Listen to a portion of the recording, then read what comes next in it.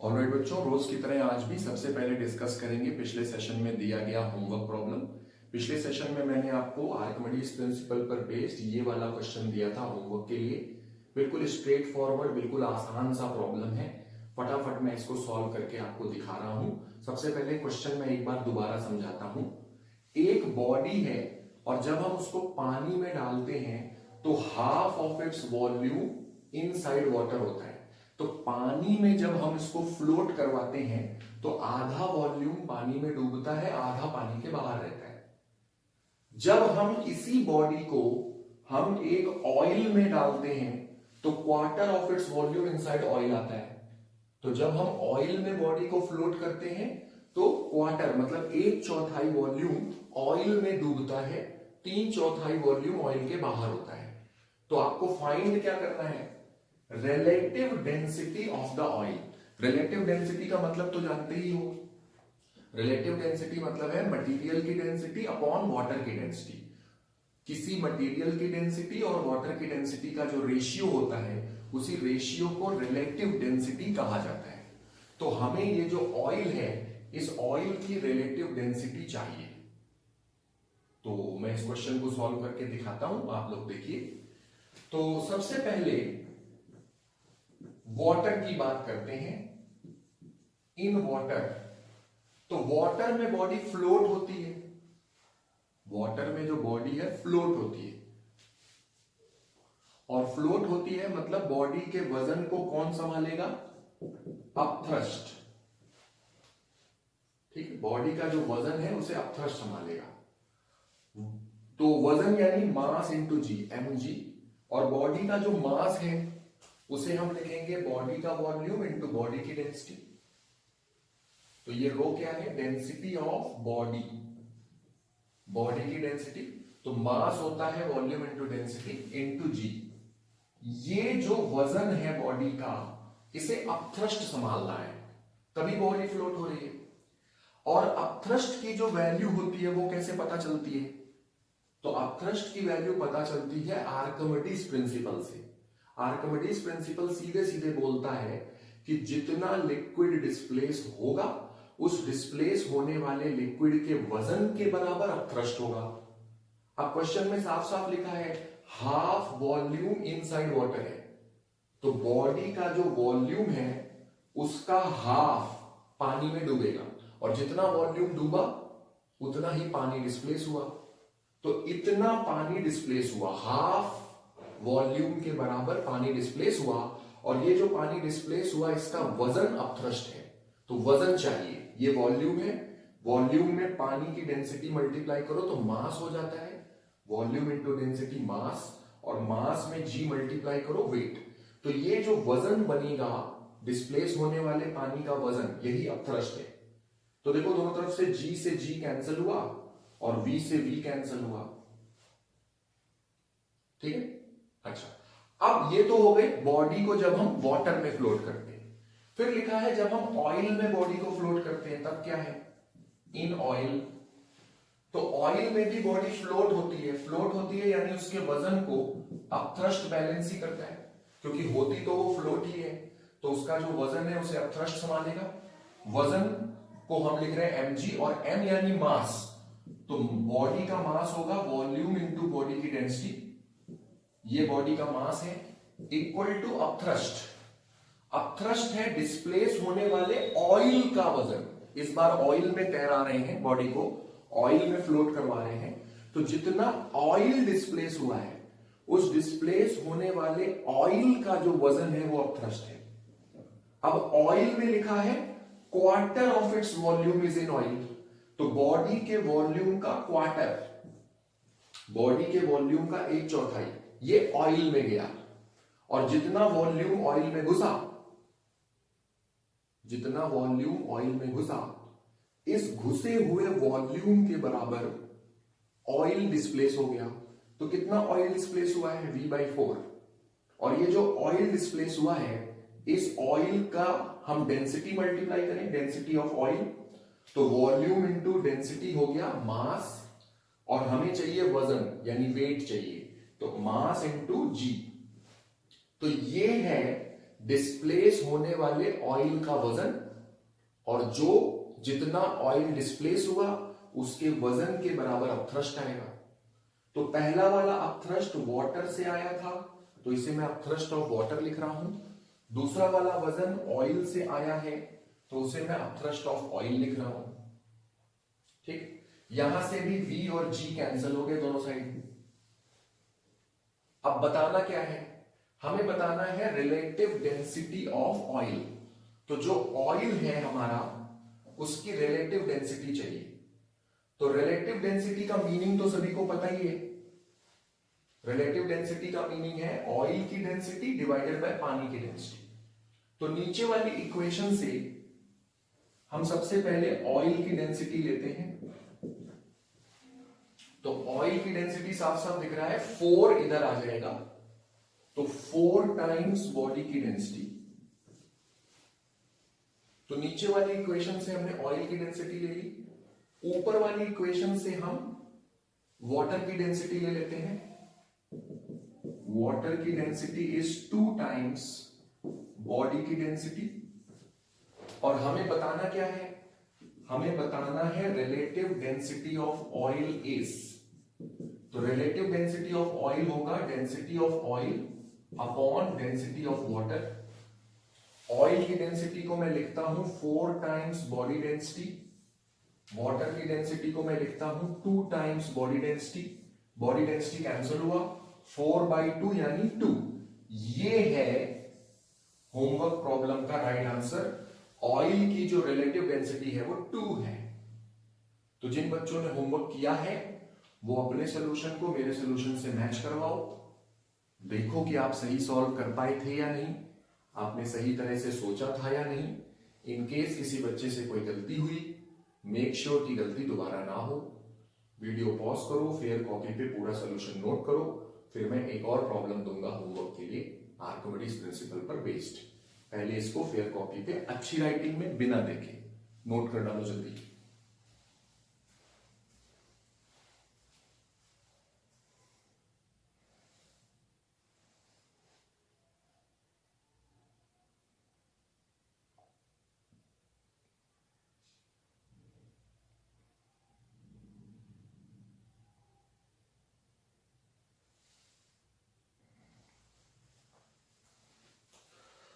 Okay, ये है आप लोगों के लिए आज का आर्किमिडीज प्रिंसिपल पर बेस्ड होमवर्क क्वेश्चन। क्वेश्चन में समझा रहा हूं। हॉलो स्फीयर है हमारे पास, हॉलो मतलब अंदर से खोखला है। इनर एंड आउटर जो उसके रेडियस है वो 6 सेंटीमीटर और 8 सेंटीमीटर है। तो जो अंदर वाला रेडियस है वो 6 सेंटीमीटर है और जो बाहर वाला रेडियस है वो 8 सेंटीमीटर है। और जब हम इसको पानी में डालते हैं, इन वाटर, पानी में जब हम डालते हैं तो ये फ्लोट होता है, हाफ सबमर्ज्ड, आधा डूबा हुआ फ्लोट होता है। तो हॉलो स्फीयर है, उसके आपको इनर और आउटर रेडियस दिए हैं, पानी में डालने पे वो आधा डूबता है। तो आपको फाइंड करना है the density of the material of the sphere. तो ये जो हमारा हॉलो स्फीयर है, ये जिस मटेरियल से बना रखा है उस मटेरियल की डेंसिटी बतानी है। और मैं आंसर दे रहा हूं, तो जो बच्चे सॉल्व करेंगे वो अपना आंसर मैच कर सकते हैं। इससे पता चल जाएगा कि आप सही सॉल्व कर रहे हैं कि नहीं। तो इस आंसर आएगा 865 kilogram per metre cube. Homework question note कर लो, अगले सेशन में मैं सोल्यूशन बताऊंगा, फिर आप लोग देखना कि आपने सही सॉल्व किया है कि नहीं। नोट करो होमवर्क क्वेश्चन को जल्दी।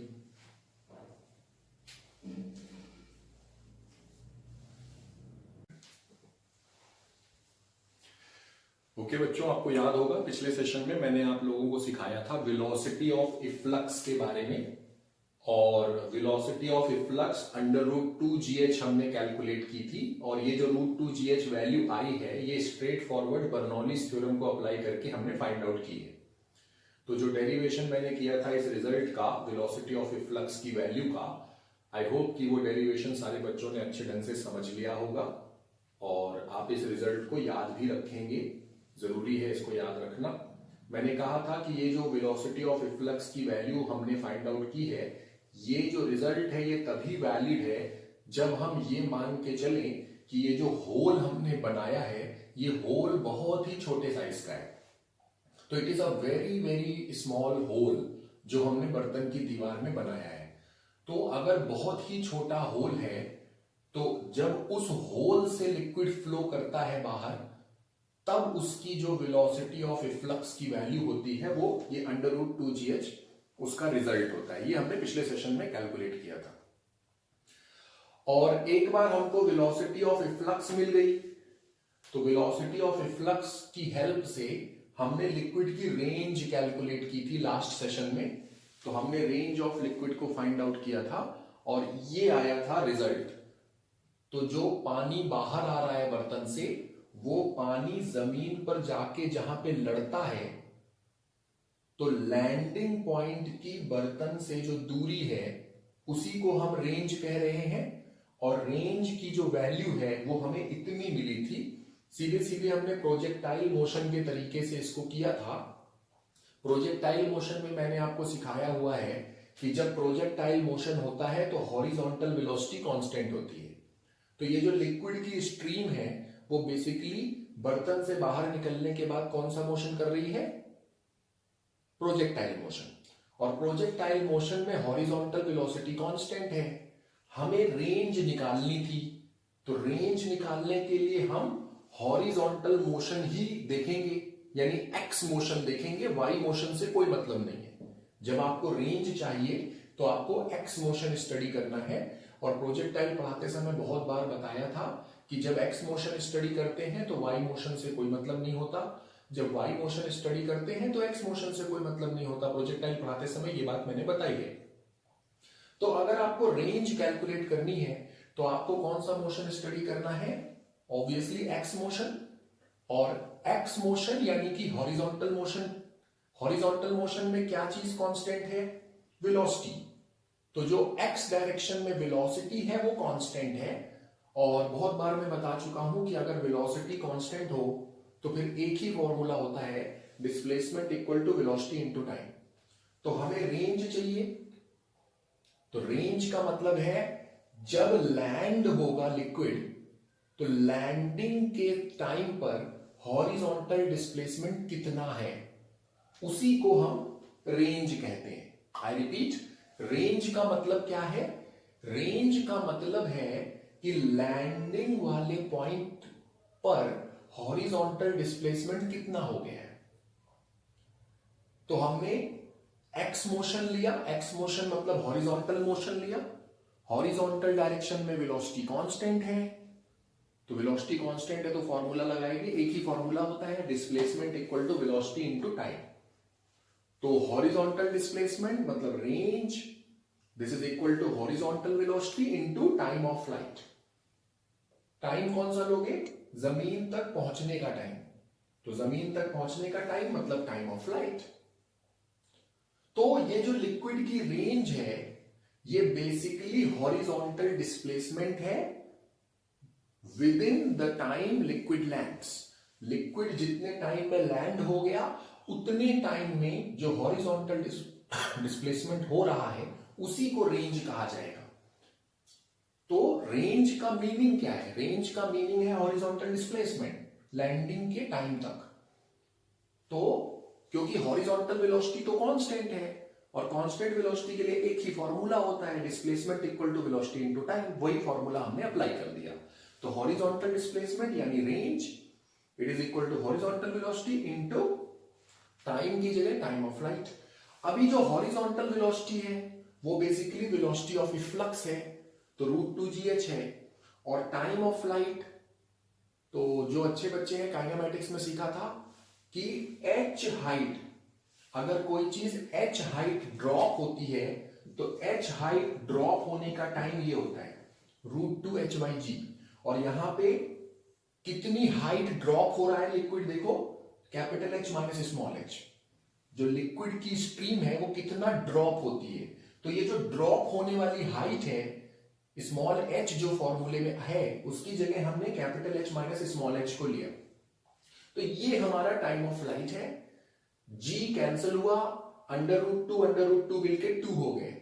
तो जो लिक्विड की रेंज है वो ये आ गई। पिछले सेशन में मैंने कैलकुलेट किया था, आप लोगों ने सीखा था। और ये जो हमने रेंज फाइंड किया है ये बेसिकली हम प्रोजेक्टाइल मोशन की स्टडी के दौरान आप इसको सीख चुके हो। तो ये जो रेंज फाइंडिंग वाला प्रोसेस है इसका फ्लूइड मैकेनिक्स से कोई लेना देना नहीं है, ये एक्चुअली प्रोजेक्टाइल मोशन का कॉन्सेप्ट है कि रेंज को कैसे निकालते हैं। तो रेंज के लिए एक्स मोशन लिया जाता है, एक्स डायरेक्शन में वेलोसिटी कांस्टेंट है, वेलोसिटी कांस्टेंट है तो एक ही फॉर्मूला होगा, displacement equal to velocity into time, formula apply किया, रेंज आ गई, सिंपल। तो ये एक्सप्रेशन हमने पिछले सेशन में ड्राइव कर लिया था। आज हम लोग ये जो एक्सप्रेशन आया है रेंज का, इसके बारे में कुछ एक दो इंपॉर्टेंट बातें सीखेंगे, ठीक है। तो इस एक्सप्रेशन के बारे में मैं आपको सिखाने जा रहा हूं।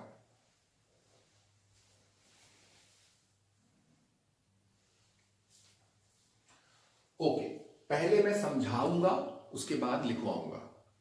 तो लिक्विड की जो रेंज आई है वो ये है, दिस इज द रेंज, हमने फाइंड किया इस रिजल्ट को। तो इतनी लिक्विड की जो रेंज होगी वो इतनी होगी, और इतनी होने का मतलब है कि पानी की जो धार है वो इतनी दूर जाके जमीन पे टच करेगी। तो ये लिक्विड की रेंज है। अब बताओ बेटा, ये जो रिजल्ट है, ये जो फॉर्मूला है, इसमें ये स्मॉल एच क्या है, बता सकते हो? ये स्मॉल एच क्या चीज है? तो स्मॉल एच बच्चों हाइट नहीं है, ध्यान रखना, हाइट नहीं है। ये स्मॉल एच क्या है? डेप्थ। किसकी डेप्थ? होल की। तो जो हमने बर्तन में होल बनाया है बर्तन की दीवार पे, ये उस होल की डेप्थ है। तो ध्यान रखना, ये हाइट नहीं है, ये डेप्थ है, गहराई है। तो अगर हमने स्मॉल एच गहराई पर होल किया तो ये रेंज होगी।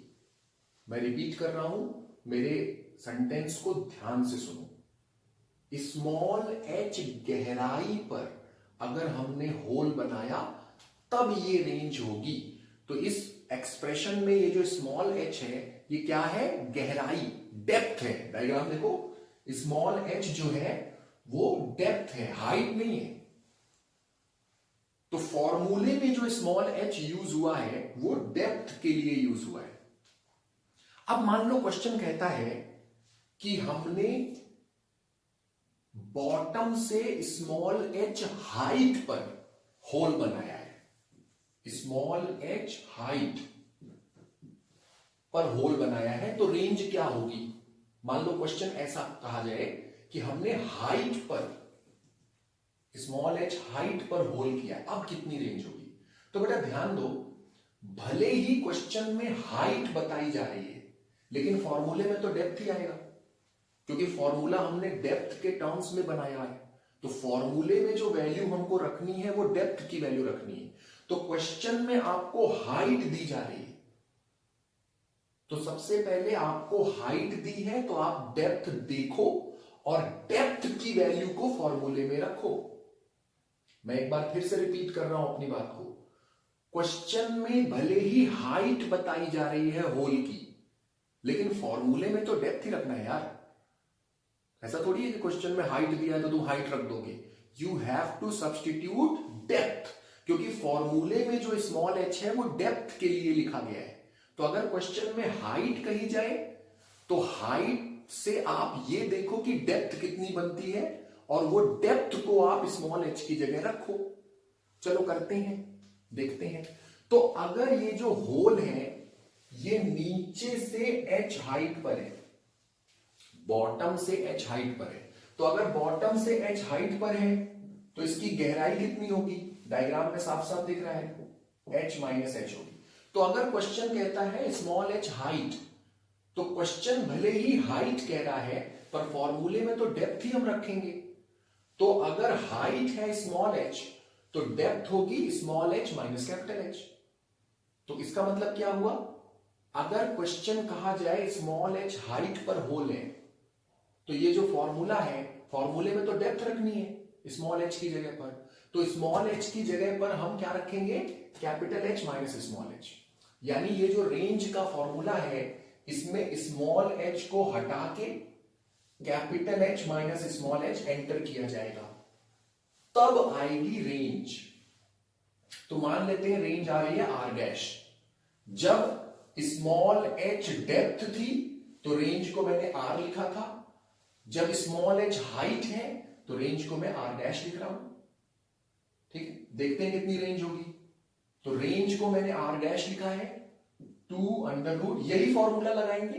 बस इतना ध्यान रखना है कि इस फॉर्मूले में जो स्मॉल एच है वो डेप्थ है, तो क्वेश्चन में हाइट दी है, हाइट से हमने डेप्थ निकाली और डेप्थ को स्मॉल एच की जगह रखा।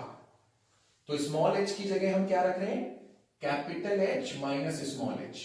तो पहला वाला जो स्मॉल एच है उसकी जगह ये आ गया, ब्रैकेट के अंदर कैपिटल एच माइनस, ये दूसरे वाले स्मॉल एच की जगह capital H minus small H ले लिया। तो देखो ये कैपिटल एच से कैपिटल एच कटेगा, जब आप ब्रैकेट खोलोगे अंदर वाला तो ये माइनस हो जाएगा, कटेगा, और ये दोनों माइनस मिलके प्लस हो जाएंगे। तो रेंज कितनी आएगी, तो आर डैश की वैल्यू कितनी है 2√, capital H minus small H into H, ये रेंज आएगी। और ये रेंज कब आ रही है, जब स्मॉल एच हाइट पर होल बनाया जाएगा तब। और ये जो ऊपर वाली रेंज है ये कब आएगी, जब स्मॉल एच डेप्थ पे होल बनाया जाएगा तब। कुछ दिखाई दे रहा है,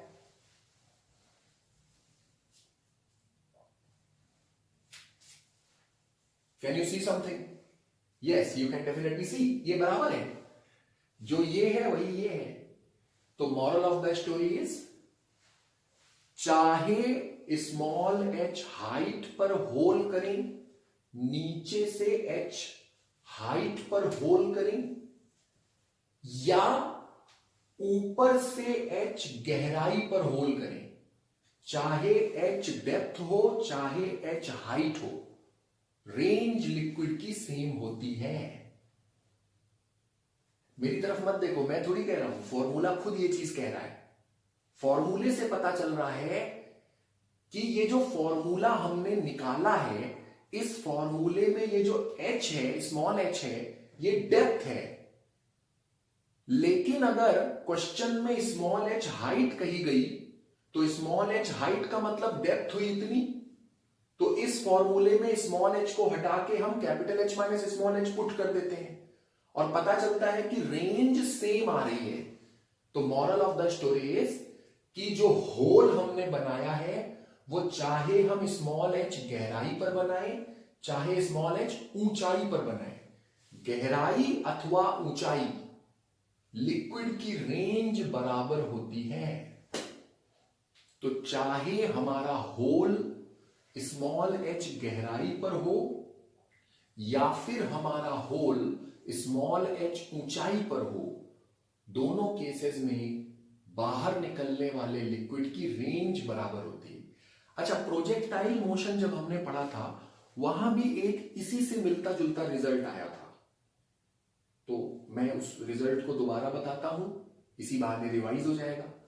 प्रोजेक्टाइल मोशन में हमने सीखा था कि चाहे हॉरिजॉन्टल से थीटा एंगल पे प्रोजेक्टाइल हो चाहे वर्टिकल से थीटा एंगल पे प्रोजेक्टाइल हो, वर्टिकल से थीटा मतलब हॉरिजॉन्टल से 90 माइनस थीटा। तो प्रोजेक्टाइल मोशन में सीखा था हमने ये चीज कि चाहे हॉरिजॉन्टल से थीटा एंगल पे प्रोजेक्टाइल फेंका जाए चाहे वर्टिकल से थीटा एंगल पर प्रोजेक्टाइल फेंका जाए, दोनों केसेस में रेंज सेम होती है। फुटबॉल को चाहे 30 डिग्री पर किक किया जाए चाहे 60 डिग्री पर किक किया जाए, फुटबॉल की रेंज सेम होगी। तो ये चीज प्रोजेक्टाइल मोशन में सीखी थी कि दो एंगल्स पर रेंज सेम होती है, चाहे हॉरिजॉन्टल से थीटा हो या वर्टिकल से थीटा हो, दोनों एंगल पर रेंज सेम होती है।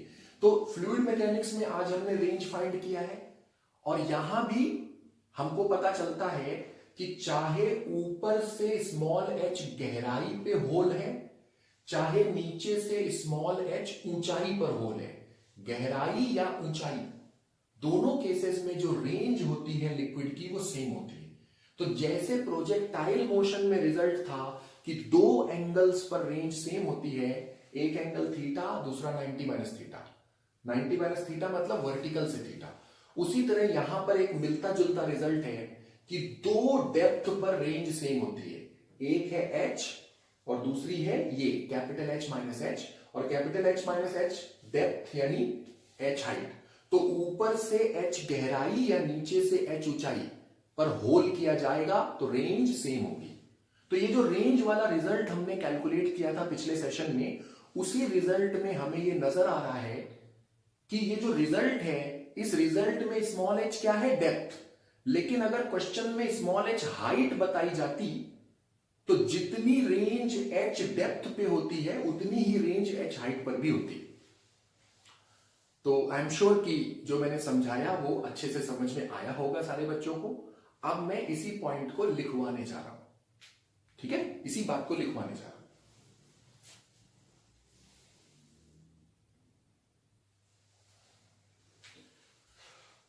तो जो लिक्विड की रेंज का एक्सप्रेशन हमने फाइंड आउट किया है, इस एक्सप्रेशन से रिलेटेड एक इंपॉर्टेंट पॉइंट आपके सामने मैंने लिखा है। पहला इंपॉर्टेंट पॉइंट है ये। इंपॉर्टेंट पॉइंट मतलब सीधे सीधे फॉर्मूले में आप ये चीज नोटिस कर लीजिए कि जैसा मैंने अभी समझाया, सरफेस से h गहराई पे होल है या बॉटम से h ऊंचाई पर होल है, लिक्विड की रेंज सेम रहेगी। फॉर्मूले में जो h है वो डेप्थ के लिए यूज किया गया है, लेकिन अगर h हाइट होती, तो अगर h हाइट होती मतलब डेप्थ होता capital H minus H.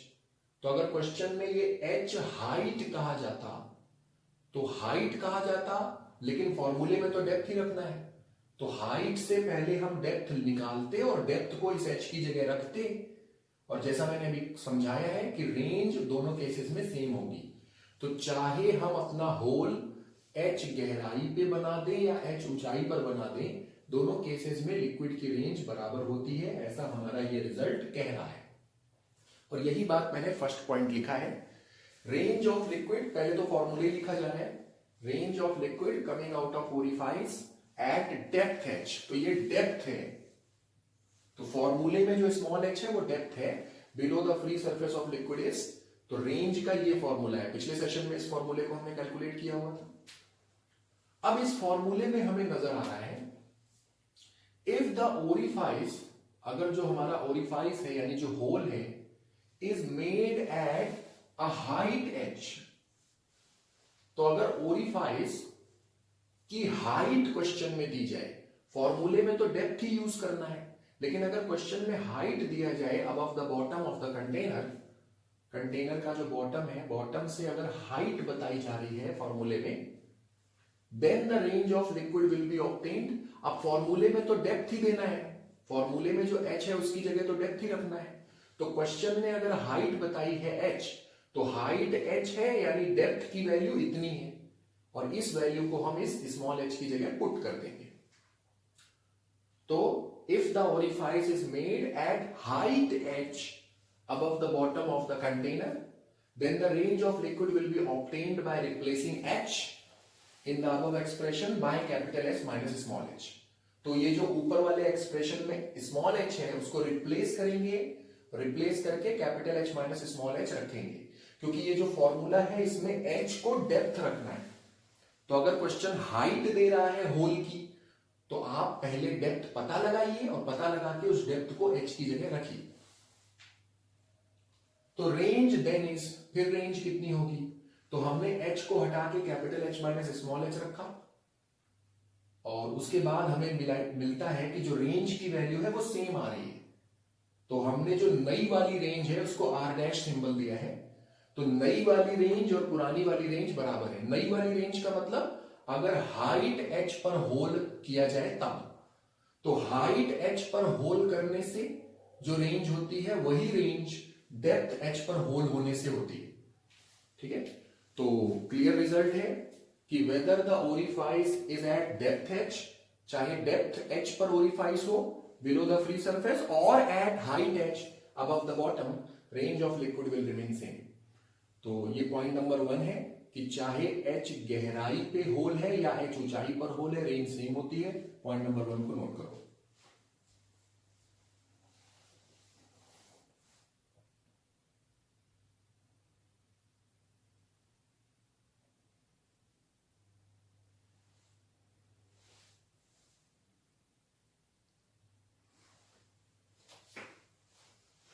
Alright, तो पहला पॉइंट तो आप लोग समझ गए होंगे। अब दूसरे पॉइंट पे चलते हैं। हमने पहले पॉइंट में सीखा है कि चाहे h गहराई पे होल है या h ऊंचाई पर होल है, रेंज सेम होती है। सवाल ये उठता है कहां पर होल बनाने से सबसे ज्यादा रेंज आएगी। हम होल को कहां बनाए बर्तन की दीवार में कि जिससे कि सबसे ज्यादा रेंज आए। ये तो क्लियर है कि चाहे हम 1 सेंटीमीटर नीचे होल करें, सरफेस से 1 सेंटीमीटर नीचे या 1 सेंटीमीटर बॉटम से ऊपर, दोनों केसेस में रेंज सेम होगी। तो कहां पर होल किया जाए जिससे कि रेंज सबसे ज्यादा मैक्सिमम रेंज हो। तो हम फाइंड करने जा रहे हैं कि ये जो रेंज है ये किस केस में मैक्सिमम होगी, मतलब होल कहां बनाने से सबसे ज्यादा होगी, एक चीज। और दूसरी चीज हम फाइंड करेंगे सबसे ज्यादा रेंज की वैल्यू क्या है, मतलब जो मैक्सिमम रेंज है वो कितनी है। This is what we are going to find out.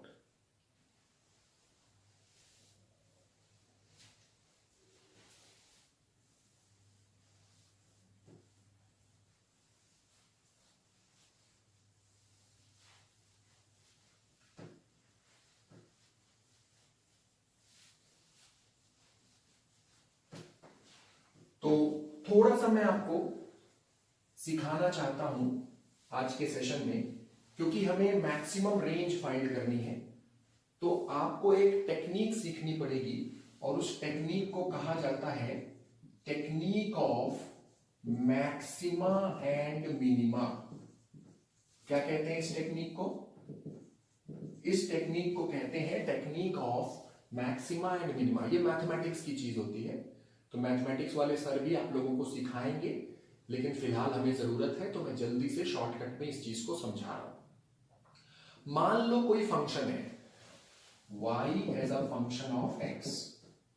तो हमारे पास एक फंक्शन है y as a function of x।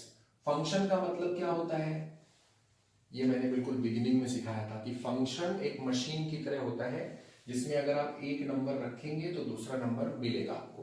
तो एक नंबर को दूसरे नंबर में चेंज करने वाली मशीन होता है फंक्शन। तो जैसे एक फंक्शन है जिसको कहते हैं स्क्वायर फंक्शन।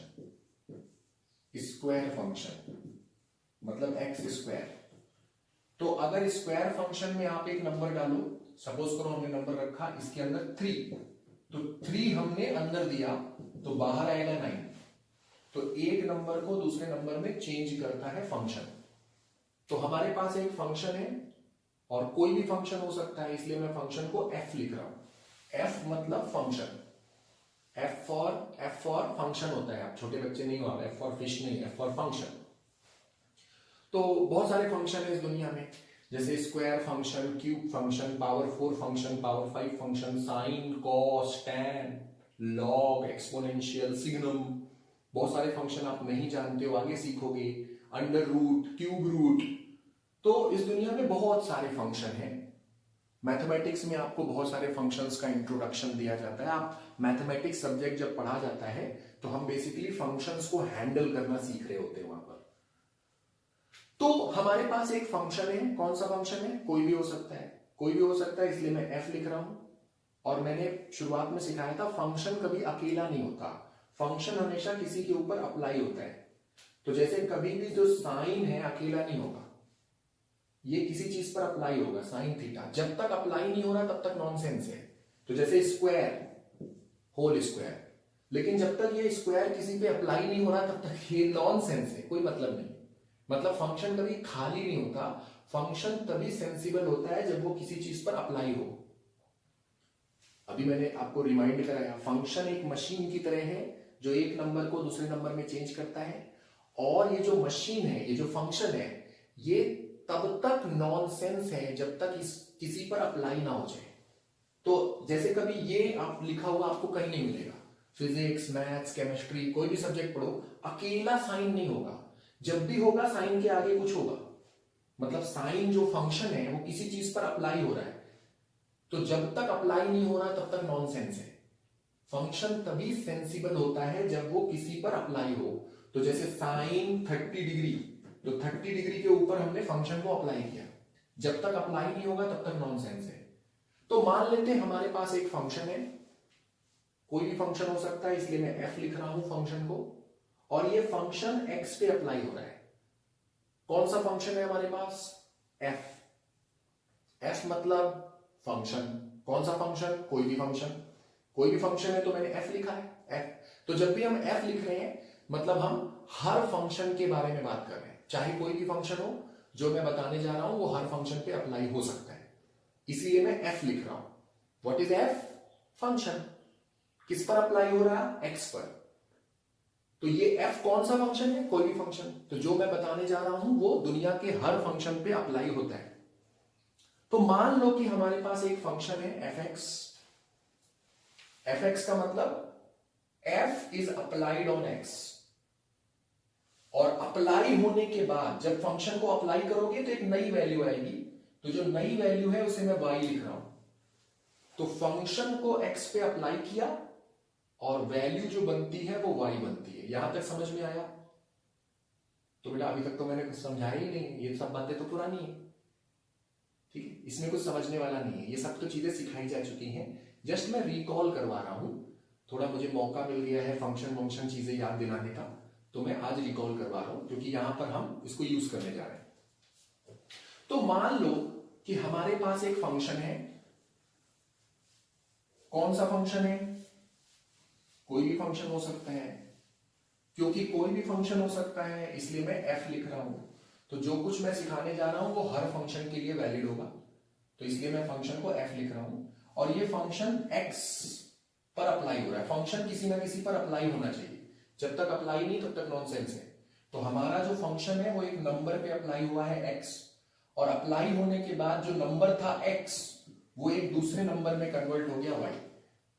तो सीधी बात ये, हमारे पास एक इक्वेशन है y equal to f x, ऐसे पढ़ते हैं इसको, y equal to f x, ये इक्वेशन है। इस इक्वेशन का मतलब समझाया मैंने कि एक फंक्शन है, फंक्शन एक नंबर पे अप्लाई हुआ और नंबर चेंज होके दूसरा नंबर बना। समझ भी तो आना चाहिए कि क्या है। कई बच्चे लिखते हैं उनको समझ नहीं आता। मेरा फर्ज है कि मैं आपको मोटिवेट करूं कि जो लिख रहे हो उसको समझना शुरू करो। केवल लिखना सॉल्व करना यहां तक सीमित मत रहो, समझना भी शुरू करो। तो एक फंक्शन था, कोई भी फंक्शन हो सकता है, तो फंक्शन को f लिखा मैंने। फंक्शन एक नंबर पे अप्लाई हुआ, फंक्शन किसी ना किसी पे अप्लाई जरूर होता है, जब तक अप्लाई नहीं है तब तक नॉनसेंस है। तो एक नंबर पे अप्लाई हुआ है, x पर फंक्शन अप्लाई हुआ है, और ये जो नंबर है फंक्शन ने इसको चेंज करके दूसरा नंबर दिया y। फंक्शन का काम है एक नंबर को दूसरे नंबर में चेंज करना, फंक्शन एक मशीन की तरह। तो ये जो इक्वेशन है इसको पढ़ते हैं y equal to f x, और हम लोग कई बार ऐसे बोलते हैं y as a function of x, y as a function of x। तो सिंपल भाषा में इसको इक्वेशन कहते हैं। हमारे पास इक्वेशन है, ऐसा बोलते हैं कि हमारे पास इक्वेशन है। एक्चुअली इसका मतलब है कि एक फंक्शन था, फंक्शन को हमने एक नंबर पे अप्लाई किया, नया नंबर मिला, ये मतलब है। लेकिन हम लोग शॉर्टकट में बोलते हैं हमारे पास इक्वेशन। इक्वेशन का मतलब क्या है? तो इक्वेशन का मतलब है आप x की वैल्यू रखो, y की वैल्यू मिलेगी। तो सपोज x की वैल्यू 1 रखा, y की वैल्यू 1 आई, x की वैल्यू 2 रखा, y की वैल्यू 4 आई, x की वैल्यू 3 रखा, y की वैल्यू 9 आई, ऐसे। तो आप x की वैल्यू रखिए, y की वैल्यू लेते जाइए। तो जब आपके पास एक इक्वेशन होती है, इक्वेशन मतलब आपके पास x और y की ढेर सारी वैल्यूज होती हैं, x और y की ढेर सारी वैल्यूज होती हैं जब इक्वेशन होती है। तो इक्वेशन मतलब x और y की वैल्यूज। अब आप एक ग्राफ पेपर ले लो, एक ग्राफ पेपर ले लो, और इस ग्राफ पेपर पर ये x और y की वैल्यूज को रखते जाओ, तो आपको पॉइंट्स मिलेंगे ऐसे। तो ये जो x और y की वैल्यूज हैं इसको ग्राफ पेपर पे रख दो। तो ग्राफ पेपर पे x की वैल्यू, उसके करस्पॉन्डिंग y की वैल्यू, एक पॉइंट, x की दूसरी वैल्यू, उसके करस्पॉन्डिंग y की वैल्यू, दूसरा पॉइंट। तो अगर आपके पास एक इक्वेशन है तो इस इक्वेशन से x और y की वैल्यू को ग्राफ पेपर पे रखोगे तो आपको ढेर सारे पॉइंट्स मिलेंगे, और इन पॉइंट्स को अगर आप ज्वाइन करते हो तो आपको मिलेगा एक ग्राफ, कर्व मिलेगा एक, you will get a curve, एक ग्राफ आएगा। शॉर्टकट में बोल रहा हूं, हर इक्वेशन का एक ग्राफ होता है, क्योंकि इक्वेशन का मतलब है एक्स और वाई की वैल्यूज, और एक्स और वाई की वैल्यूज मतलब पॉइंट्स। ग्राफ पेपर पे पॉइंट्स मिलेंगे, पॉइंट्स को ज्वाइन करो कर्व आएगा। तो हर इक्वेशन का एक ग्राफ होता है और हर ग्राफ की एक इक्वेशन होती है, वैसा वैसा हर इक्वेशन का एक ग्राफ होता है, हर ग्राफ की एक इक्वेशन होती है। पिछले 5-10 मिनट में मैंने बहुत सारी बातें रिवाइज कराई हैं, सब कुछ पहले बताया हुआ है। तो शॉर्टकट में अब मैं बोल रहा हूं, हर इक्वेशन का ग्राफ होता है, हर ग्राफ की इक्वेशन होती है। तो मान लो हमारे पास एक इक्वेशन है, अब असली मुद्दे पर आते हैं। हमारे पास एक इक्वेशन है, अगर इक्वेशन है तो इसका कुछ ग्राफ होगा, क्योंकि हर इक्वेशन का ग्राफ तो होता ही है। तो सपोज करो ये जो इक्वेशन है y equal to f x equation है, इसका ग्राफ कुछ इस तरह का बनता है। सपोज करो, कैसा भी हो सकता है ना ग्राफ, तो टेढ़ा मेढ़ा ऐसे कुछ इस तरह का ग्राफ बना। तो बेटा ये देखो, ये जो पॉइंट है ये मैक्सिमम वैल्यू है y की। y की मैक्सिमम वैल्यू कहा जाए या फंक्शन की मैक्सिमम वैल्यू कहा जाए, एक ही बात है। तो ये जो पॉइंट है ये y की मैक्सिमम वैल्यू है, ये जो पॉइंट है ये मिनिमम वैल्यू है, ये मैक्सिमम वैल्यू है, ये मिनिमम वैल्यू है। ठीक, तो मैं दोबारा समझा रहा हूं, क्या बताया मैंने। हर इक्वेशन का एक ग्राफ होता है, ग्राफ में कभी कभी मैक्सिमम वैल्यू आती है, कभी कभी मिनिमम वैल्यू आती है। मैक्सिमम वैल्यू किसकी, y की, y की मतलब फंक्शन की। तो फंक्शन की मैक्सिमम वैल्यू होगी किसी जगह मिनिमम होगी। मैं चाहता हूं आप लोग एक बात ध्यान दें, जहां भी मैक्सिमम वैल्यू होती है वहां पे जब आप टेंजेंट बनाओगे तो टेंजेंट एक्स एक्सिस के पैरेलल होती है। देखो मैक्सिमम वैल्यू पर एक्स एक्सिस के पैरेलल होगी, मिनिमम वैल्यू पर भी एक्स एक्सिस के पैरेलल होगी, ऐसे। तो जिस भी जगह पर फंक्शन की वैल्यू मैक्सिमम होती है वहां पे जो टेंजेंट है मैक्सिमम या मिनिमम फंक्शन की वैल्यू आती है, वहां पर जो टेंजेंट होती है वो एक्स एक्सिस के पैरेलल होती है। साफ साफ समझ में आ रही है बात, ये क्लियर है सभी को। इस चीज को याद रखना है कि जब भी फंक्शन की वैल्यू मैक्सिमम या मिनिमम होगी तो टेंजेंट एक्स एक्सिस के पैरेलल होगी। और एक्स एक्सिस के पैरेलल होना मतलब स्लोप ऑफ टेंजेंट जीरो होगा। एक्स एक्सिस के पैरेलल अगर लाइन है तो स्लोप जीरो है उस लाइन का। तो अगर जो टेंजेंट है वो एक्स एक्सिस के पैरेलल है तो स्लोप ऑफ टेंजेंट जीरो है, इसका मतलब। ठीक है, और आपने सीखा है differentiation represent slope of tangent. तो ये जो स्लोप ऑफ टेंजेंट है इसको dy बाय dx कहा जाता है, लिखा जाता है। तो dy बाय dx जीरो होगा। तो ये जो इक्वेशन है इस इक्वेशन का डिफरेंशिएशन करिए, dy बाय dx निकालिए, उसको इक्वल टू जीरो रख के सॉल्व करिए। सॉल्व करके जो वैल्यू मिलेगी आपको x की, उसी x की वैल्यू पर फंक्शन मैक्सिमम या मिनिमम होगा। ठीक है, तो ये जो कंडीशन है, ये कंडीशन आपको याद रखनी है। इस कंडीशन को कहते हैं कंडीशन ऑफ मैक्सिमा और मिनिमा। क्या कहते हैं? कंडीशन ऑफ मैक्सिमा और मिनिमा। मैक्सिमम या मिनिमम होने की कंडीशन। कभी भी कोई फंक्शन है, फंक्शन का ग्राफ होगा और ग्राफ जहां भी मैक्सिमम वैल्यू लेगा वहां पर टेंजेंट एक्स एक्सिस के पैरेलल जरूर होगी। टेंजेंट एक्स एक्सिस के पैरेलल होगी यानी स्लोप ऑफ टेंजेंट 100% जीरो होगा। तो फंक्शन मैक्सिमम या मिनिमम तभी होगा जब उसका स्लोप ऑफ टेंजेंट जीरो हो रहा है। और स्लोप ऑफ टेंजेंट यानी dy बाय dx जीरो हो रहा है, तभी हमारा फंक्शन या तो मैक्सिमम हो पाएगा या मिनिमम। तो जब भी कोई फंक्शन मैक्सिमम या मिनिमम हो तो उस फंक्शन का जो स्लोप ऑफ टेंजेंट है वो जीरो होना चाहिए। उन्हीं लोकेशंस पर जहां पे टेंजेंट का स्लोप 0 हुआ है, उन्हीं लोकेशन पर हमारा फंक्शन मैक्सिमम या मिनिमम वैल्यू पर होता है। तो ये जो रिजल्ट है, ये जो कंडीशन है, इस कंडीशन को हम कंडीशन ऑफ मैक्सिमा और मिनिमा कहते हैं। और इस कंडीशन की मदद से हम ये पता लगा सकते हैं कि कौन सी लोकेशन पर वैल्यू मैक्सिमम होगी, कौन सी लोकेशन पर मिनिमम होगी। मैक्सिमम और मिनिमम वैल्यू की लोकेशन कहां कहां है।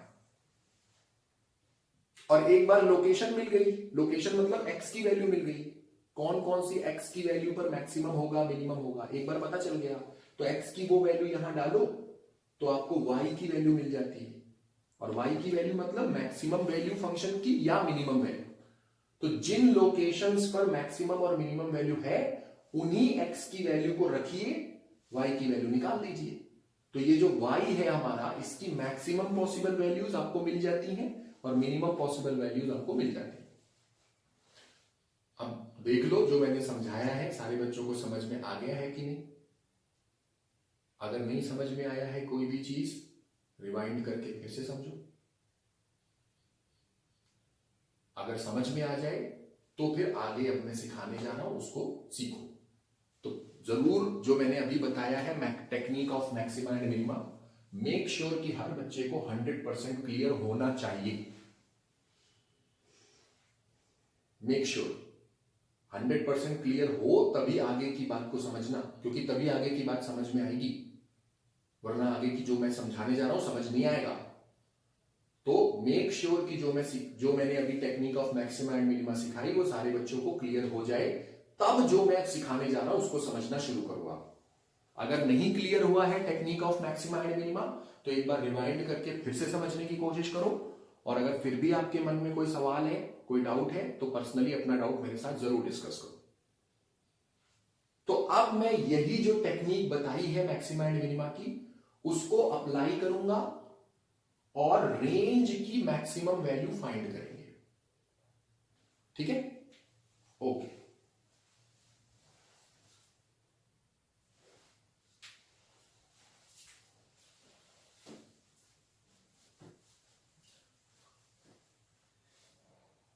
तो ध्यान दीजिए, ये जो हमारी इक्वेशन है, इस इक्वेशन में y की जगह कौन है, r, y की जगह रेंज है, और x की जगह कौन है, h।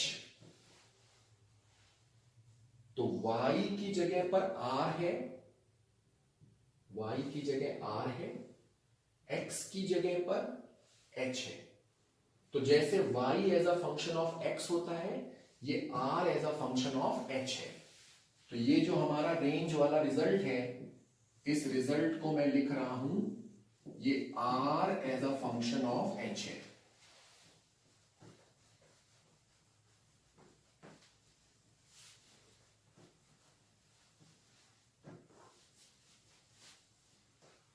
ओके, हमें पता लगाना है, तो पॉइंट नंबर 2 मैं समझा रहा हूं, पहले समझ दो उसके बाद लिखना, पहले ध्यान समझने पे लगाओ। तो पॉइंट नंबर 2 मैं समझा रहा हूं, लिक्विड की रेंज का ये फॉर्मूला हमने कैलकुलेट कर लिया है। पिछले सेशन में मैंने कैलकुलेट किया था, आप लोगों को समझ में आया था। आज मैंने दोबारा भी समझाया है, डेफिनेटली समझ में आया होगा। तो range of liquid coming out of orifice at depth h, अगर h गहराई पर हमने होल कर दिया बर्तन में, तो जो लिक्विड की रेंज होती है, range of liquid is this. तो range of liquid coming out of orifice at depth h below the free surface of liquid is this, ये रेंज है। और हमें पता लगाना है कि रेंज मैक्सिमम कितनी होगी। तो दो बातें पता लगानी एक्चुअली। पहला, होल को कहां बनाएं कि सबसे ज्यादा रेंज हो, मतलब कौन से डेप्थ पर रेंज ग्रेटेस्ट होती है, एक। और दूसरा, ग्रेटेस्ट रेंज कितनी है, दो चीजें चाहिए। फिर से बोल रहा हूं, क्या क्या चाहिए, कौन से डेप्थ पर रेंज ग्रेटेस्ट मिलेगी, यानी होल को कहां बनाएं, पहला सवाल। और दूसरा, रेंज की मैक्सिमम वैल्यू है कितनी। तो बेसिकली हमें मैक्सिमम रेंज चाहिए। क्या चाहिए, क्या चाहिए, बोलना चाहिए ना आप लोगों को, बोलते नहीं हो तभी सीखते कम हो। हमें क्या चाहिए, मैक्सिमम रेंज। तो हम technique of maxima and minima लगाएंगे, जो मैंने अभी अभी समझाई है। मैक्सिमा और मिनिमा की टेक्निक ये कहती है कि जब रेंज मैक्सिमम होने वाली है या मिनिमम वैल्यू पर होने वाली है, उस समय स्लोप ऑफ टेंजेंट को जीरो होना है। स्लोप ऑफ टेंजेंट को जीरो होना है। स्लोप ऑफ टेंजेंट का मतलब d are by D h zero होना है। अब यहां पे वैसे तो slope of tangent d Y by D x होता है, यहां y की जगह r है और x की जगह h है। ये r as a function of h है ना, तो ये जो इक्वेशन है इसका जब हम ग्राफ बनाएंगे तो वो r वर्सेस h होगा। r वर्सेस h होगा तो स्लोप को D are by D H लिखोगे, D Y by D X थोड़ी लिखोगे। अब y की जगह r है और x की जगह h है, तो slope of tangent D R by D H लिखा जाएगा। तो हमें D R by D H लेना है, मतलब ये जो रेंज है इस रेंज का डिफरेंशिएशन करना है। चलिए करते हैं। तो डिफरेंशिएशन मुझे करना है। डिफरेंशिएशन आप लोगों ने सीखा है, पर मुझे ऐसा लगता है कई बच्चे भूल भी जाते हैं क्योंकि रिवाइज तो करते नहीं। तो मुझे नहीं पता कि आप लोगों को डिफरेंशिएशन याद है कि नहीं याद है, तो फिर भी मैं आपको समझाते हुए करूंगा। सबसे पहले मैं ये अंडर रूट हटा रहा हूं, तो दोनों साइड पे होल स्क्वायर कर देते हैं। तो 4 times h into h minus H, तो दोनों साइड होल स्क्वायर करते हैं। अंडर रूट खत्म हो गया, 2 का स्क्वायर 4 हो गया, h माइनस एच। अब ब्रैकेट ओपन कर देते हैं, तो 4h माइनस 4h स्क्वायर। अब डिफरेंशिएट करते हैं। डिफरेंशिएशन हमें क्या चाहिए बेटे, D R by D H चाहिए, यानी r का डिफरेंशिएशन h के रिस्पेक्ट में करना है। तो लेफ्ट हैंड साइड पे r स्क्वायर है, r स्क्वायर का डिफरेंशिएशन क्या होगा, 2r। जब भी मैं पूछता हूं बच्चों से कि r स्क्वायर का डिफरेंशिएशन क्या होगा, 99% बच्चे कहते हैं 2r। गलत है ये। x स्क्वायर का डिफरेंशिएशन क्या होता है, तो x स्क्वायर का डिफरेंशिएशन 2x होता है। लेकिन जब आप x के रिस्पेक्ट में डिफरेंशिएशन करते हो, x स्क्वायर का डिफरेंशिएशन 2x तब होता है जब x के रिस्पेक्ट में होता है डिफरेंशिएशन।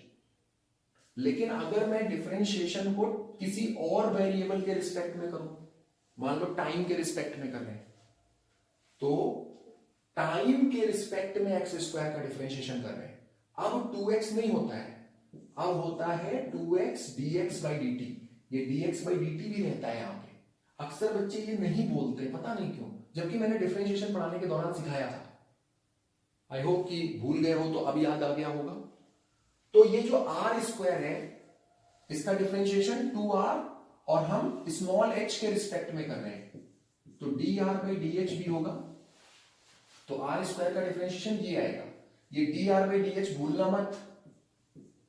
अब राइट हैंड साइड पे देखो, 4 कांस्टेंट है, कैपिटल H भी कांस्टेंट है, तो बच गया स्मॉल h। स्मॉल h का डिफरेंशिएशन 1, क्योंकि हम तो h के रिस्पेक्ट में ही कर रहे हैं।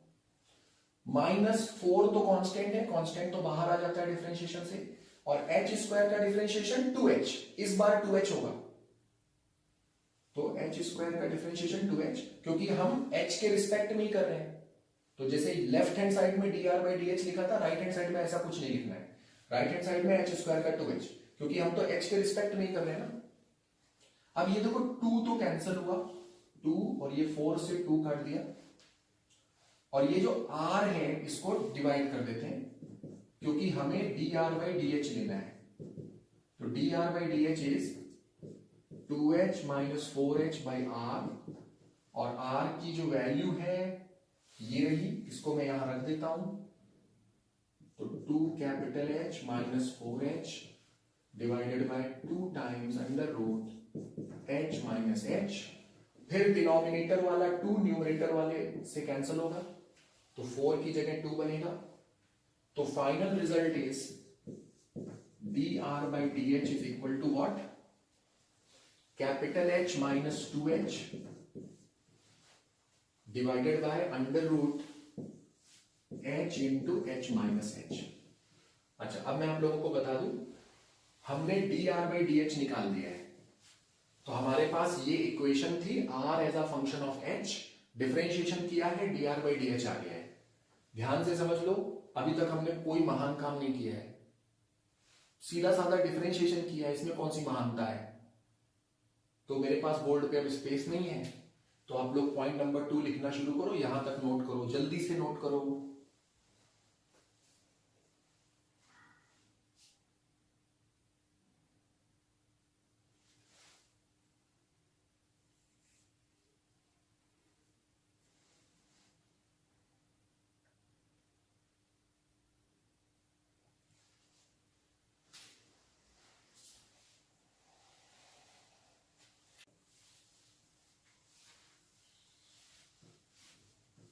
ये जो रिजल्ट है इसको मैं अलग से लिख ले रहा हूं, इसकी जरूरत पड़ेगी अभी फिर से।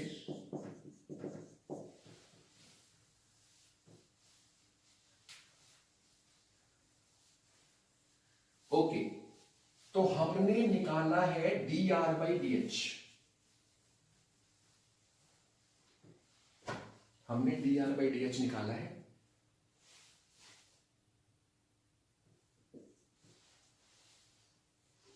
अब जो लिक्विड की रेंज है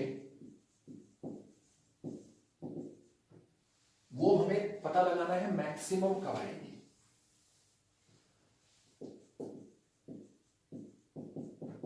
तो फॉर मैक्सिमा और मिनिमा, अभी मैंने मैक्सिमा मिनिमा की टेक्निक सिखाई है आपको। तो जब भी मैक्सिमा या मिनिमा होना है तो स्लोप ऑफ टेंजेंट को 0 होना होता है। तो ऐसे लिखना चाहिए, फॉर मैक्सिमा या मिनिमा, मतलब मैक्सिमम या मिनिमम होने के लिए d are by D h 0 होगा। D are by D h की वैल्यू सब्स्टिट्यूट करते हैं, h minus 2h upon under root h into h minus h should be 0। Denominator को क्रॉस मल्टीप्लाई कर दो, राइट हैंड साइड पे 0 है तो क्रॉस मल्टीप्लाई करोगे तो डिनोमिनेटर 0 ही हो जाएगा सारा मल्टीप्लाई होने के बाद। तो केवल न्यूमरेटर बचता है और यहां से h की वैल्यू आती है h बाई 2।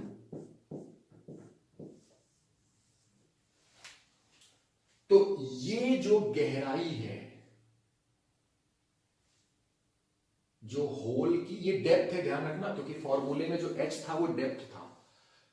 तो अगर हम capital H by 2, capital H क्या था, टोटल हाइट लिक्विड की, तो टोटल हाइट का आधा, capital H by 2 total height का आधा, यानी बिल्कुल बीचों बीच अगर हम होल बनाएंगे तो रेंज मैक्सिमम होगी। तो हमने स्लोप ऑफ टेंजेंट को 0 रखा, सॉल्व किया, ये रिजल्ट आया। ये जो रिजल्ट आ रहा है यहीं पर लिक्विड की रेंज मैक्सिमम है।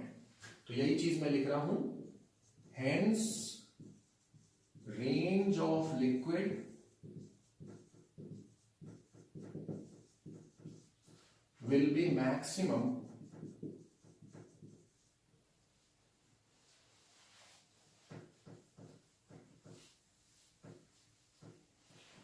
range of liquid will be maximum when orifice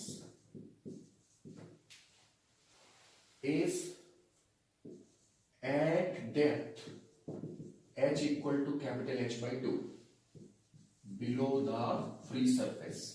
तो हमने मैक्सिमा मिनिमा की टेक्निक यूज की, और मैक्सिमा मिनिमा की जो टेक्निक यूज की उससे हमें पता चला कि अगर बर्तन में बीचों बीच होल किया जाता है तब लिक्विड की रेंज मैक्सिमम होती है। ठीक, अब दूसरी चीज हमें पता लगानी है, मैक्सिमम रेंज की वैल्यू क्या है। तो मैक्सिमम रेंज की वैल्यू के लिए हम दोबारा से रेंज वाले रिजल्ट पे जाते हैं। रेंज वाला रिजल्ट ये था, आपको मैक्सिमम रेंज चाहिए, तो दोबारा से हम इस रिजल्ट को यूज कर रहे हैं। Again range of liquid is, तो जो लिक्विड है उसकी रेंज क्या है, ये एक्सप्रेशन है। लिक्विड की रेंज का फॉर्मूला आपके सामने। मैक्सिमम रेंज कब मिलती है, तो हमने पता लगाया, अगर स्मॉल h की जगह कैपिटल H बाई 2 लेंगे तो इस फॉर्मूले में स्मॉल h की जगह कैपिटल H बाई 2 डाल दो, कैलकुलेट करो, पता लग जाएगा मैक्सिमम रेंज क्या है। Now for maximum range, maximum range के लिए that is for r equal to r max,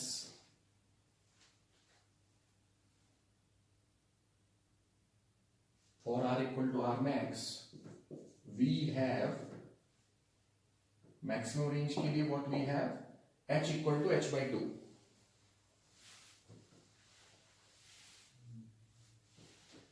for r equal to r max we have h equal to h by 2, hence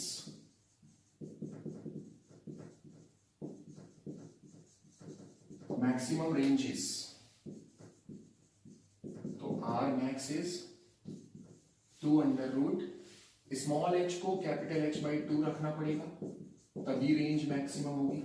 तो अगर आप मैक्सिमम रेंज ले रहे हो तो स्मॉल एच को कैपिटल एच बाई 2 रख लो, और साफ साफ समझ में आ रहा है जब सॉल्व करोगे तो maximum range equal to H आ जाएगी। So R max equal to H, तो यानी जो मैक्सिमम रेंज की वैल्यू है वो कैपिटल एच के बराबर ही होती है, जितनी हाइट तक पानी भरा है उतनी दूर तक लिक्विड जाएगा। तो बेसिकली ये जो पॉइंट नंबर 2 हम कर रहे हैं, इसमें हम लिक्विड की मैक्सिमम रेंज फाइंड कर रहे थे, और मैक्सिमम रेंज फाइंड करने के लिए हमने मैक्सिमा और मिनिमा की टेक्निक यूज की है। अगर कोई फंक्शन है तो फंक्शन मैक्सिमम या मिनिमम वैल्यू पर तभी आता है जब स्लोप ऑफ टेंजेंट 0 है। तो हमने स्लोप ऑफ टेंजेंट को 0 किया, स्मॉल एच की ये वैल्यू आ गई, मतलब स्मॉल एच की इस वैल्यू पर मैक्सिमम रेंज होगी। जब स्मॉल एच की ये वैल्यू है तभी रेंज मैक्सिमम है। स्मॉल एच की ये वैल्यू हमने रखी, रेंज निकाला और रेंज इतनी आई, मतलब जो मैक्सिमम रेंज है वो कैपिटल एच के बराबर है। तो आई होप कि जो समझाया मैंने वो अच्छे ढंग से आप लोगों ने समझ लिया है, एंड कोई बात अगर कम समझ में आई है तो रिवाइंड करके फिर समझ लो, जरूर समझ लो। बेसिकली मैथमेटिक्स हमने यूज की है यहाँ पर।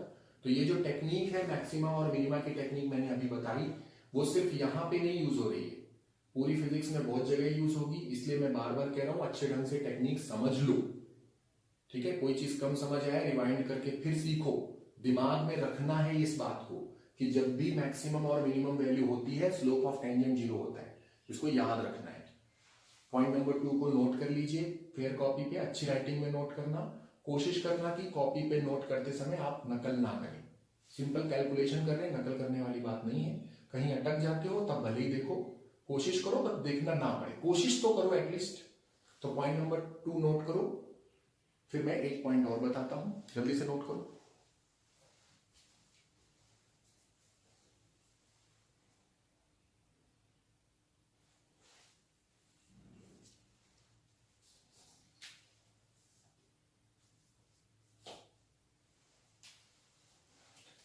चलिए, हम लिक्विड की रेंज से रिलेटेड पॉइंट्स देख रहे थे, तो 2 पॉइंट्स आप लिख चुके हो। अब लास्ट पॉइंट पे चलते हैं।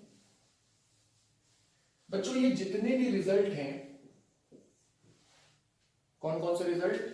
वेलोसिटी ऑफ इफ्लक्स हमने फाइंड की थी पिछले सेशन में, रेंज का फॉर्मूला फाइंड किया था, और आज हमने इस फॉर्मूले से रिलेटेड 2 रिजल्ट सीखे। एक तो ये सीखा कि चाहे h गहराई पे होल है चाहे h ऊंचाई पर होल है, रेंज सेम होती है। दूसरा सीखा मैक्सिमम रेंज तब होती है जब बिल्कुल बीचों बीच होल है, और मैक्सिमम रेंज की ये वैल्यू। ये जितने भी रिजल्ट हैं ये तभी वैलिड हैं जब होल बहुत ही छोटा है, पहली चीज, क्योंकि हम इसी रिजल्ट से इस रिजल्ट को लाए हैं। और ये वेलोसिटी ऑफ इफ्लक्स वाला रिजल्ट तभी ट्रू है जब होल बहुत छोटा है। अगर क्वेश्चन में बड़ा होल कहा है तो ये रिजल्ट इनवैलिड होगा।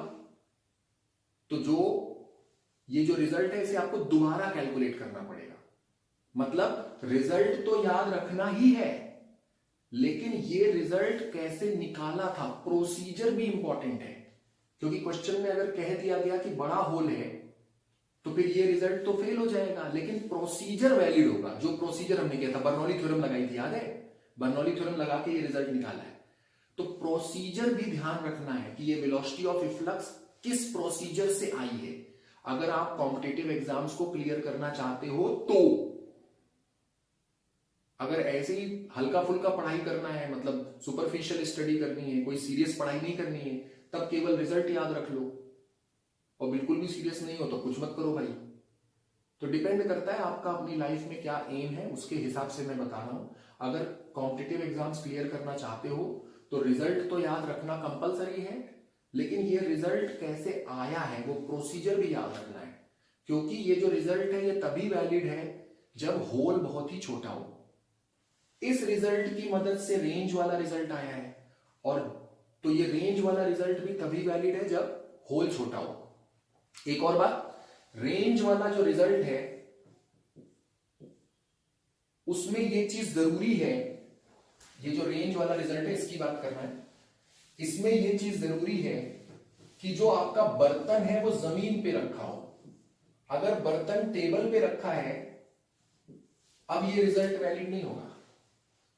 वेलोसिटी ऑफ इफ्लक्स तो होगी वही √2gh, लेकिन रेंज ज्यादा होगी क्योंकि टाइम ज्यादा लगेगा नीचे आने में। तो ये जो रेंज वाला रिजल्ट है ये तभी वैलिड है जब बर्तन जमीन पे रखा हो। अगर बर्तन कुछ हाइट पे है, बर्तन थोड़ा ऊंचा है, ऊंचाई पर रखा है बर्तन, तो बर्तन का जो बॉटम है वो जमीन को टच नहीं हो रहा, तब ये रेंज वाला रिजल्ट भी फेल हो जाएगा। और अगर ये रिजल्ट फेल हो गया तो जो अभी हमने 2 पॉइंट्स लिखे हैं इस रिजल्ट से रिलेटेड वो भी फेल हो जाएंगे। तो कहने का मतलब है कि ये जो रिजल्ट्स हैं सारे, ये तभी वैलिड है जब होल बहुत छोटा है और बर्तन जमीन पे है। अगर होल छोटा नहीं है या फिर बर्तन जमीन पे नहीं है, ऊंचाई पे है, तो ये रिजल्ट हो जाएंगे फेल और आपको रिजल्ट्स को दोबारा निकालना पड़ेगा। तो रिजल्ट्स तो इंपॉर्टेंट है ही, प्रोसीजर भी इंपॉर्टेंट है, क्योंकि प्रोसीजर भी दोबारा करना पड़ सकता है क्वेश्चंस के दौरान। तो यही चीज मैं पॉइंट नंबर 3 पे लिखवाने जा रहा हूं। तो पॉइंट नंबर 3 नोट कर लीजिए, जितने भी रिजल्ट अभी पढ़ाए गए हैं, all the above results are valid only if the orifice is very small. तभी वैलिड है सारे रिजल्ट जब ओरिफाइस बहुत छोटा है। अगर मोटा होल है तो ये रिजल्ट नहीं चलेंगे। And container is placed on ground, तो जो रेंज के बारे में बताया गया है वो रेंज वाले जितने भी रिजल्ट हैं वो तभी वैलिड है जब कंटेनर जमीन पे हो और होल तो छोटा होना ही चाहिए। अगर ऐसा नहीं है, if container is placed at some height above the ground, container कुछ ऊपर रखा है या होल बहुत छोटा होल ना हो, then these results are not valid and we have to drive the results again. तो क्वेश्चंस मिलेंगे जिसमें कहा जाएगा होल नहीं छोटा है, तो आपको वेलोसिटी ऑफ इफ्लक्स दोबारा निकालनी पड़ेगी। वेलोसिटी ऑफ इफ्लक्स बदल गई है तो रेंज भी ऑब्वियसली बदलेगी। तो इसलिए पॉइंट नंबर 3 मैंने लिखाया है कि जितने भी रिजल्ट्स अभी डिस्कस किए गए हैं वो ऐसा मान के बनाए हुए हैं कि होल बहुत छोटा है और कंटेनर जमीन पे है। अगर होल बहुत छोटा नहीं है, कंटेनर जमीन पे नहीं है, ऊंचाई पर है, तो ये रिजल्ट फिर वैलिड नहीं होंगे। आपको नए रिजल्ट फिर से ड्राइव करने पड़ेंगे, नए कैलकुलेशंस दोबारा करने पड़ेंगे। तो पॉइंट नंबर 3 को नोट कर लीजिए एंड आज के सेशन को हम लोग यहीं खत्म करेंगे। आई एम श्योर कि जो भी आज समझाया गया है आपने अच्छे से समझ लिया होगा और बताई हुई बातों को जरूर आप लोग याद रखेंगे। So that's all for today.